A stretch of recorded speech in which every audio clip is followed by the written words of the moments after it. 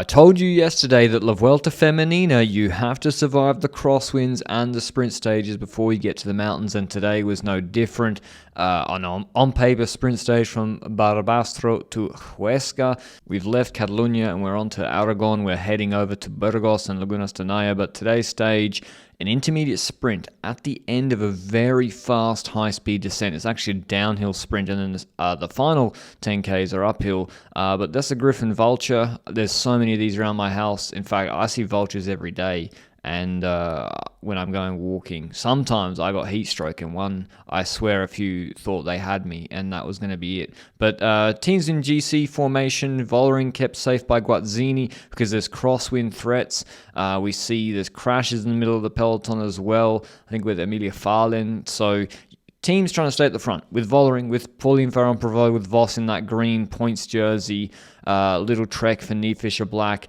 Marianne Bunel getting a little bit ahead of herself with Femke de Vries telling her on the radio, not just half-wheeling, she's dropping everybody on one of these drags because it goes all the way up, and then there's that fast descent, as I said, into the intermediate sprint. There's a cross headwind, and they're the mountains we're going to be heading to pretty shortly. And you see the riders as they're mopped up from the breakaway battling that headwind. Obviously, it's easier in the peloton, but then Visma Leasebike were cooking something up with the 18-year-old Victoria Kladanova. She looked like she was trying to start an echelon herself, maybe sprinted too hard out of the group, but then Visma entered the descent in first wheel, which was pretty good work from the junior mountain bike world champion. Wolf rolls over her, and so they're trying to set up Marianne Vos for the intermediate sprint for the bonus seconds and for the points.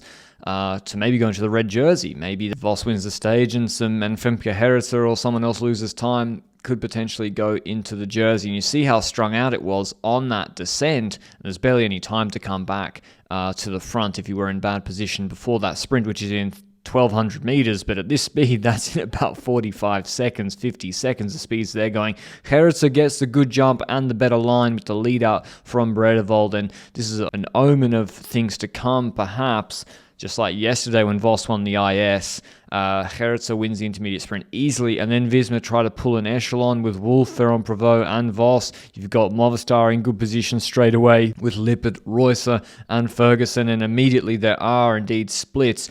Paulina Royac is the main GC rider who probably was not in great position coming into that descent, and then as the splits happened, if you're at the back, you're more likely to get dropped or be on the wrong end of a split. And then Chiboko and Ninka Vinka, I think, for Picnic Post NL, they were able to come back initially, but you see Royac is here number 75, I think, and she's out of position again. Picnic with Franziska Koch hit it and put it in the gutter, and then there's another split, and Kladanova, Marion Bunel, Royackers, even Ellen Van Dijk are on the wrong side of that split. This group would lose a lot of time today. 22Ks left, and this group lost like 3.5 minutes plus. So Royackers' podium of the Tour de France Femme avec Zwift last year is going to be an uphill battle, quite literally, for her to move back into the top 5 of this La Vuelta. Although we do have the hard climbs to come. Ashley Moolman, she's on the wrong end of a split, as well as Anna Henderson and Rihanna Marcos, Neve Bradbury. So the splits kept coming,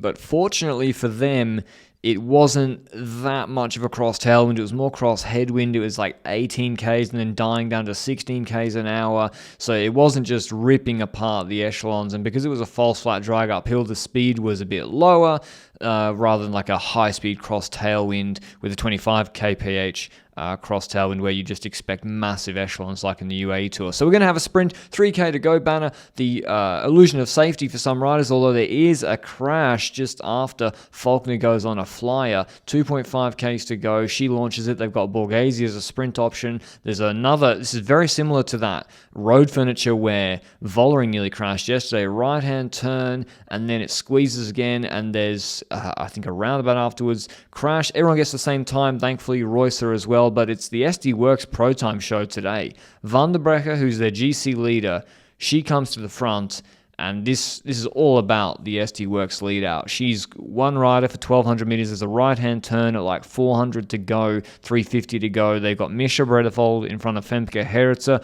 Wolf brings Vos up, trying to put her on the wheel of Femke Heretzer. Vos then, there's a slight right bend. She jumps to take the wheel of Heretzer from her own lead out. using the bend to slide just in front, and then obviously her lead out. Wolf gives the wheel, and so it's going to be Vos. Can she come out of the wheel of Femke Gerritsen? Can Gerritsen win the biggest race of her career? Can an upset come from Zanetti or Kat Ferguson, who's been placed by Liana Lippert? And here is that right-hand turn indeed, with Bredevold doing an unbelievable job. She keeps the pace really, really high.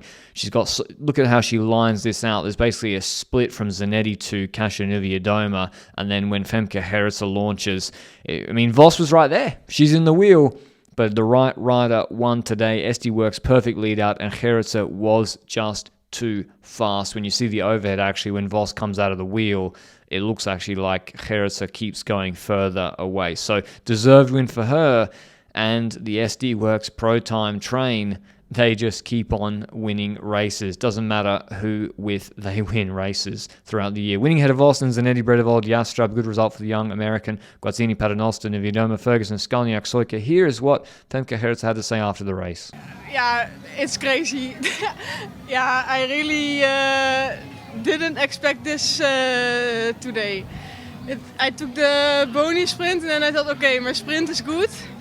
But this final was so chaotic, so I just stayed calm and I felt Marianne, I don't know if it was Marianne, but I felt someone coming, but yeah, I could keep first place, so yeah, it's really crazy. We saw indeed that through the stage we have a bit of water, that the roads were still a bit slippery, and then we got a bit of appearance of the wind. How did you feel inside the bunch? Yeah, it was really chaotic stage because first part was really twisty and turning and wet also and up and down, and then the wind was coming, but it was not really the good direction. I think it was hard enough, but it was more headwind than echelon wind. So, but in the end, yeah, I was happy that it was a sprint, and I had a really perfect lead out. So I'm really grateful for the team. Indeed, we saw how the team completely fought from behind and from the left side, and then you went on the front. How was that last kilometers? Yeah, it was full headwind till the town, and then we took the lead, I think, with 2K to go. And Anna and Misha, they are just so amazing because they kept on going and going, and I could stay calm, and it was really the perfect lead out. In terms of GC, she goes into the leader's jersey as well, and if she can make it to the sprint tomorrow, if it is indeed a sprint, then she'll be retaining that, even if she doesn't take any bonus seconds. But tomorrow could be a really hard stage. There's a 5K, 6% climb or 5% climb, not that far from the finish. Will we see the first forays from the GC contenders like in Valenciana? I think we might. Until that video, ciao ciao.